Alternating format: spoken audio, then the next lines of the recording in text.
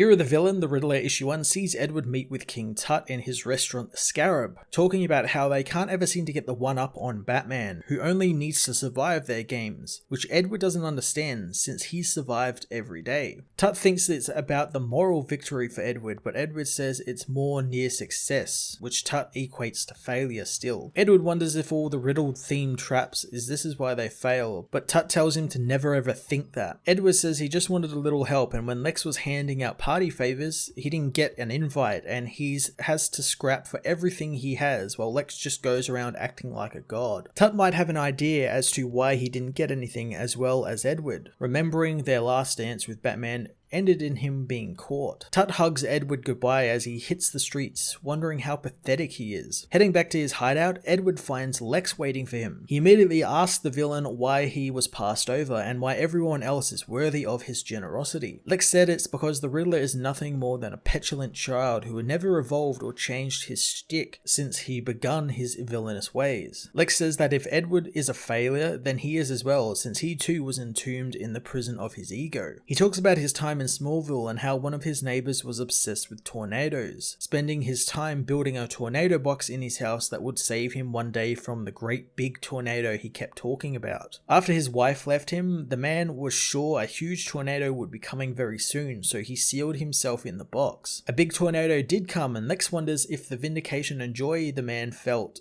in being right was right, but his house collapsed, starting an electrical fire which in turn heated up the box the man was in, cooking him alive. Lex says that Dale was killed by his obsession in a world he neglected. Edward doesn't much care for the story as Lex says that he wants his help, but he knows Edward has locked himself in his own box and he can't get out of it. He can, however, if he answers the hardest riddle of them all, himself. Edward wonders if he's getting a gift and Lex says that he just gave him one as he leaves. The next day, Edward tells Tut about his meet with Lex and how he didn't really have any help. Tut says that he's been thinking about Edward's talk about help and thinks that they should team up for a trap. Tut says that he's got a warehouse planned and the trap will be Egyptian themed, but when Batman thinks he's seen it all, that's where the Riddler comes in, changing up the trap style. He says pitting Batman against two completely differently themed traps at the same time will undo him finally. Edward reluctantly agrees, so a week later, they begin setting up their traps. Tut shows Edward around the warehouse, showing him the trapdoor that will make Batman fall down from Tut's part of the traps into Riddler's part. Tut reassures Riddler that they don't need Lex since they have one another and they should get ready since Batman will be there any minute now. At the GCPD, Batman is shown a riddle sent by Tut to the GCPD. Batman knows exactly where it leads, saying that he will be back in 30 minutes. Tut and Edward watch as Batman arrives and Tut tells Edward to get into the coffin he has since he can watch from inside it. Edward refuses, but Tut says the control for the trapdoor is inside, so with no other choice, Riddler gets inside the coffin as Batman arrives, almost crushed by a giant Book of the Dead as he makes his way through the King Tut traps. Riddler meanwhile remembers the trophy he has in his warehouse, remembering how he got it at school for solving a puzzle, gaining praise from his class. He remembers Lex telling him he is a character of a child's fantasy. Edward says that he was respected and people looked up to him, but Lex says that it's better to be cursed by a wise man than applauded by fools. The young Edward starts a show at the circus as the guesser, but loses his own game, forced to hand out prizes. However, this is all part of his ruse to lure people to the fortune teller, whom he tells the person's occupation and secrets to before they enter. Lex wonders if Edward knows why the question mark Edward has on his chest is shaped the way it is, saying that the dot gives the illusion of it having a point, but in reality it does not. Batman continues to move through the traps Tut set as Edward continues to remember Lex's words and how he does indeed need to grow up. Batman reaches the final trap,